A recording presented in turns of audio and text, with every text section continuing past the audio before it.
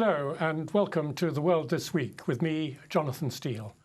Last month was the deadliest yet in 2 years of conflict in Syria.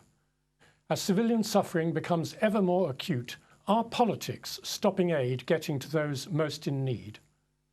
And in part 2 of our programme, as the UN approves the first ever global arms treaty, is the illegal flow of guns and tanks to the world's conflict spots about to be turned off at last? But first to Syria, where the UN World Food Programme has warned that violence is limiting its ability to deliver food to millions of vulnerable civilians. The criticism highlights the difficulties of getting aid to a population that is suffering from a humanitarian crisis, which the UN has described as dramatic beyond description. Emily Churchill reports. The conflict in Syria has left an estimated 5.5 million people in humanitarian need. As well as the daily insecurity, civilians still inside the country face food shortages, a collapsing medical system, and the breakdown of other public services. But getting humanitarian aid to them is fraught.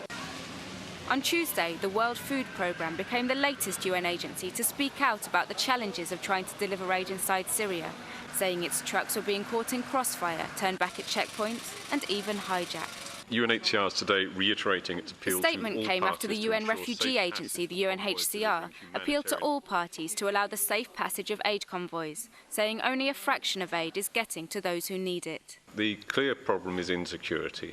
That, above anything else, is making it difficult for us all to get aid through. But then are the complexities of trying to negotiate passage for aid convoys in, and that requires negotiations with often a large number of actors.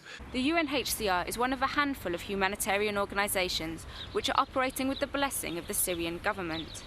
The day after the UNHCR statement, the Syrian government said it would be working with the agency to distribute aid. تم الاتفاق ضمن اللجنة العليا للإغاثة مع المفوضية السامية على وضع معايير محددة بالعموم هي معايير الأسر الأشد فقراً وأن نتجه أيضاً إلى معيلات الأسر. Organisations like the UNHCR say that without government consent, their entire aid operations would be shut down. But critics say that working with official permission puts humanitarian groups at the mercy of the Syrian government's priorities. The medical charity Médecins Sans Frontières, which means Doctors Without Borders, is one of the voices claiming that aid is not reaching rebel-held areas in Syria. Unlike the UNHCR, MSF is working in Syria without government permission, which it has been unable to obtain. The charity says hospitals and health workers are being deliberately targeted by the Syrian regime and has set up 3 makeshift hospitals in the opposition-controlled north. At this emergency field hospital, codenamed Alpha, doctors perform surgery on people wounded in fighting, as well as in accidents related to their harsh living conditions. Although they may not see eye to eye about the best way to heal Syria's wounds, what aid organisations do agree on is that the amount of aid that is reaching the people here is desperately lacking. Emily Churchill, Islam Channel. With me in the studio is Sean Maguire from the International Committee of the Red Cross, one of the organisations working inside Syria with the permission of the Syrian government. And joining us on Skype from the United Arab Emirates is Ghada Hatim, the Executive Director of the Médecins Sans Frontières regional office there. Now, as we saw in that report, Médecins Sans Frontières are operating unofficially in rebel-held areas in Syria. Well, welcome to you both. Let me start with you, Sean Maguire, here in London. The estimated number of internally displaced people in Syria is about 3.5 million, I think. And those who've fled the borders and now refugees are about 1 million. In other words, there are 3 times as many IDPs as refugees. And yet, at the big donor conference in Kuwait in January, governments, with the UN's appeal, called for twice as much aid to go to refugees, even though they're the smaller community than the people inside Syria. I mean, what is the reason for that? I mean, why are people inside Syria considered less important than those who are refugees? I don't know whether they're considered less important. I doubt it. I think what is clear is that the challenges of delivering aid inside Syria are enormous. You could throw quite a lot more money at the problem inside Syria and not solve it, because the issues are not resolvable with cash. The issues right now are largely about security, as you were hearing in your clip, with fighting widespread and with front lines moving and with armed opposition and government checkpoints all over the roads, it's very, very hard to have a very organised distribution system. And with populations moving, with people fleeing their homes from one area to another, you know, where assistance needs are, shifts every day. So it's very, very hard to get the aid to where it's needed. It's very hard to know where the aid is needed most of the time. So the issues are really around about organisation and security at the moment. Those are the crucial barriers that we face. Now, the clip suggested that some critics say that it's difficult to operate inside Syria because of the Syrian government's attitude and towards humanitarian aid in general, and that they create obstacles and so on. I mean, have you noticed that in your own work? I think it's difficult to operate in Syria wherever you are. I think it's difficult to move around, whether you're coming in from the north, whether you're operating out of Damascus. We as the ICRC have been trying to focus on areas of particularly acute need where people have been cut off for months at a time. And that's required us to negotiate with the parties to the conflict, the government, the militaries, the rebels, and whoever, to try to get access to these particularly vulnerable groups. So for instance, the old city of Homs, where people were cut off for months, we've been able to get in there. In Deir ez-Zor, there was an area there where people hadn't been reached for 4 months, and we were able to get food into 1,500 families last week. So that requires really patient understanding and patient diplomacy on the ground to reach these areas, and that's really what we're focused on. Well, let me come to you, Ghada Hatim, in United Arab Emirates from Médecins Sans Frontières. There was recently a big appeal by the British Disasters Emergency Committee that a lot of aid agencies joined in making an appeal to the public for funds. MSF didn't join that. Why do you stand aloof from other aid agencies? For MSF, it has been a trend. We are accountable directly to our donors, and we perform our operations by ourselves. We deliver aid by ourselves, and we make sure that it is there. Joining a platform is not, again, is a platform per se, but we rather be responsible and accountable to the exact money that we collect directly from donor, which we do deliver ourselves. So this is basically our policy and where we stand, and this is what we have been trying to preserve for the last 40 years. It also has a lot of application on impartiality, knowing exactly from where the money is coming directly from the donor to ourselves and not through any other platform. And are you giving aid to refugees as well as to people inside rebel-held areas of Syria? Yes, we do. As had been mentioned in your report, we have 3 hospitals in the north of Syria, and we do also work with the refugees in the countries around Syria. So we have work in Jordan, in a Zatari camp. Actually, recently we had opened a hospital over there. We do work enormously as well with the refugees in Lebanon. In total, for 2012, MSF had spent over 10 million euros total private fund for our operations in and outside Syria, and we are forecasting 15 million euros for 2013 for this crisis. Well, let me come back to you, Sean. This side of cross-border aid, which doesn't have the blessing of the Syrian government, obviously. Are you in favour of that, or do you think it is a problem?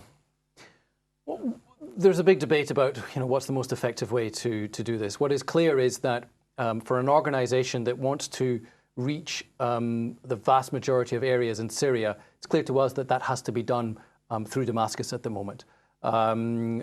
Because we believe that we can reach most of the vulnerable areas through Damascus, through our operations in Damascus. And what is also clear is that there are large numbers of areas inside Syria which cannot be reached from across the border. So I mentioned the Deir ez-Zor operation, where we were able to get in with a convoy from Damascus the other day, and also a convoy going into Aleppo and a convoy going into Homs some months back. All of this could really only logistically and feasibly be done out of Damascus.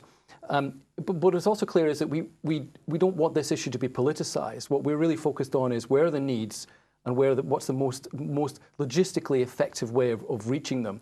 Once you get into a political struggle over what's the right entry point and whether you should favour one area or another, you're losing sight of the real goal, which is to actually identify who are those in most in need, what do they need, and how do you get it to them. But do you criticise those like MSF who do decide that they want to do cross-border operations? No, I wouldn't criticise another agency for making decisions that that they've thought through for themselves and on the basis of their own analysis. That's really up to them. We have to take the decision for ourselves on what we think is the best way of reaching those who are most in need and getting to the largest number of areas in the country. I mean, I think it's very easy to forget that, for instance, something like water. When you switch on, when you repair the water system, so in somewhere like Aleppo, the water flows to where the water flows. The water doesn't follow the contours of the fighting. It will go to rebel-held areas and it will go to government-held areas. So, and even though the pumping station might be on one side or the other. So I think it's very dangerous to try to divide humanitarian aid up along partisan lines. So we try not to do that. We try to focus very much, okay, so what can we really do practically to help? Water is a big program that we have. We try all over the country to try to make sure that people have safe drinking water, and that involves fixing generators and providing chlorine for purification and things like that. And all of that, as I say, water flows through the pipes to wherever it's needed. It doesn't follow the contours of the fighting. Well, Ghada, Hatim, I mean, you heard Sean saying there that aid is getting through to rebel-held areas, even from Damascus. I mean, do you accept that? And therefore, it isn't only necessary to use cross-border operations? Well, as you're saying, he had managed to do that, and definitely I do believe him and trust on that. But also what I want to challenge and to say that the exact places that he's mentioning and saying that it's only feasible or reachable logistically only from Damascus, we managed to reach those places, and today we are operational on the same locations that he mentioned, like Deir ez-Zor and Aleppo and Idlib from cross-border. So that means given the magnitude of the conflict and the length and its toll it's taking on people, civilians are the main target of it. We cannot just help ourselves to the green light coming only from Damascus, which is today is exercising a huge control over humanitarian organizations operating on Syrian land. We did not get that. We still hope and we call upon the government of Syria to give us the green light to operate from government-controlled area. But what we would like to emphasize and to stress upon is that this is not the only way possible. A cross-border operation, we proved it's possible. We do reach people who are desperately in need. What we are seeing and what we do today, we understand that it's below what's needed. And that's why we are calling again for the international community to consider this a cross-border and across frontline type of operations to reach those who are in need. What's reaching to these civilians is way below what's needed outside there. Let me ask you about the, in the rebel-held areas, there are scores and scores, dozens and dozens of different armed fighting groups. It's a very uncontrolled situation, and there's a whole issue of whether weapons are being funded and flowing from one group to another and being sold and so on. What about aid? How can you be sure inside these very chaotic areas that some of the aid you're trying to bring in doesn't end up helping fighters rather than civilians? Well, we are bringing this help and this aid. We do work on our own hospitals. We have expatriates on ground providing these medical aid and operations and providing health care to the victims of the conflict. It's not easy, as Sean mentioned. I can't agree with him more that the main question today is security. We are assessing the situation of and the safety of our expats on a daily basis. There is a long way of negotiation that we have to go every day to reach where we want to reach and to assess the situation in other locations. But the Syrian situation is not a unique one. We had been working and we are working in other conflict areas where there is multi-faction, multi-parties fighting together. You have to negotiate across the border. And yes, we are getting there. It's not easy, as I said, on a daily basis. Security remains to be a huge challenge for us to deliver our aid elsewhere. But we are there, and we continue the work on a daily basis. Well, Sean, would you like to come back on her point about Deir ez-Zor, and so they are able to do it across border? I mean, yeah, she's exactly right. And so if I misrepresented the situation there, I apologise. I think the work of MSF is clearly complementary to the work of the big UN agencies and organisations like the ICRC. Yes, they also have been able to reach Aleppo and Deir ez-Zor as well. I think it's an interesting discussion as to whether anybody can reach those areas at the level or at the scale at which the needs are. So can you actually deliver aid at the volume to those difficult areas up to the level as is required? So I think we are trying to make the Damascus approach work, because we feel that doing it out of Damascus enables us to move around the country on a negotiated basis and get the widest possible access that we can. That's our choice to do it that way. We have lots of discussions with the Syrian government, lots of discussions with the opposition to try to make our approach work. But we're not preaching that is the only possible way, and we very much respect MSF as an organisation and its particular value. As Ghada said, that they would very much like to be able to work with the approval of the Syrian government, but that hasn't been forthcoming for them. I think again, if we get caught up on this issue of where you enter from and whose permission you need, it's a little bit missing the point, which is that the scale of the needs, the humanitarian needs, are far higher than anyone at the moment is able to supply, but principally because of the security challenges. But is it getting better? I mean, in the sense that is the Syrian government allowing you to go into rebel-held areas if you can get authority, obviously, from the rebels not to attack the convoys, etc.? Is the Syrian government becoming more willing to do that than they were, let's say, 6 months ago or whatever? Well, we've certainly noticed that we've been able to move, particularly since the hot time of last summer when the fighting really, really intensified. Since autumn of last year, our ability to move around has increased somewhat, and our ability to cross front lines within Syria has increased somewhat. But I think one of the challenges is that the focus of the fighting shifts. And that whereas it was largely in the north and the centre before, now we're seeing signs of it intensifying in the south. In recent weeks, we've seen conflict come very much into the centre of Damascus with mortar attacks there in ways that we hadn't seen before. And that's obviously, deeply unsettling and unnerving and frankly dangerous for our staff who are living and working there. So when one constraint eases, another presents itself. So it would be wrong to say that somehow or other the situation is improving overall. Ghada, let me come back to the issue of humanitarian corridors, which you mentioned a few minutes ago.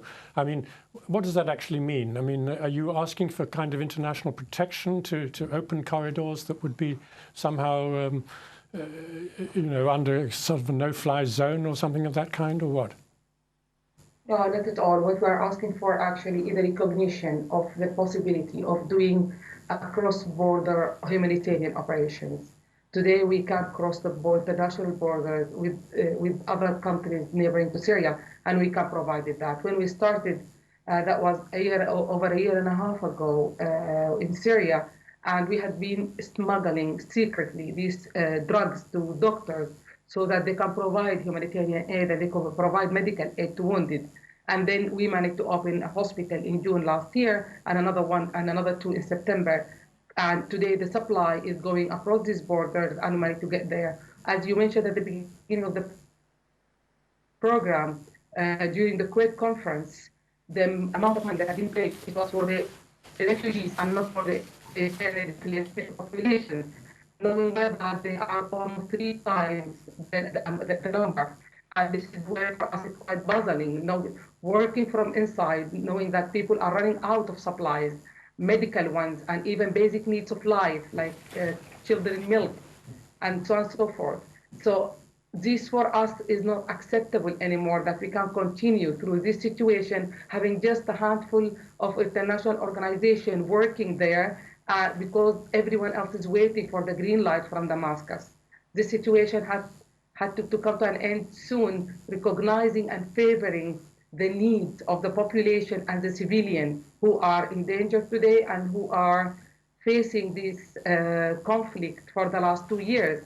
We have to step up to the responsibility and say, okay, fine, we cannot get the green light from Damascus. We hope we will continue to work with the Damascus Authority to get the green light from them. But if it's not possible, across border operation is possible and feasible, and we can reach the population to receive this. I mean, I don't want to get into sort of international comparisons and sort of league tables and things, but is this not a common problem when there's an emergency as a result of war and civil conflict and civil war, that the national government doesn't want to have cross-border operations, or is it particularly bad in this latest Syrian crisis? Of course not. Of course, we had been seeing this in a number of conflicts, and it's only normal. Even when we talk about the insecurity of the situation and the difficulty to deliver aid, this is not the only situation where you have the population, the civilian, being trapped in the middle of a conflict, and humanitarian aid organizations cannot reach them. So this is just another scenario on a continuous situation, but still it has its specificity, the fragmentation, maybe the length as well of the conflict. Now we are entering into the 3rd year of it, so it is taking its toll as well on the population, on the infrastructure, and this is where for us the challenges are more. Sean, let me come back to you again on the money issue. You said that the main problem is security, and yet the United Nations is constantly saying that the Kuwait promises that were given by Arab and Western governments are not being met. In fact, they've only been met about 30%. I mean, are you sort of implying that that's not actually so terribly bad at the moment because security is the big issue and they've got enough money for the time being? Well, I can't speak for the United Nations. I don't work for the United Nations, and the United Nations are the ones who held the Kuwait conference and put that plan in place that they were seeking the funds for. So I think if you quote those figures of 30%. Then I'm assuming that's from the United Nations, and they can speak directly to those people who made those pledges. We as the ICRC have a much smaller budget than that, than 1.5 billion, which enables us to so far this year reach 600,000 people, and we are constrained.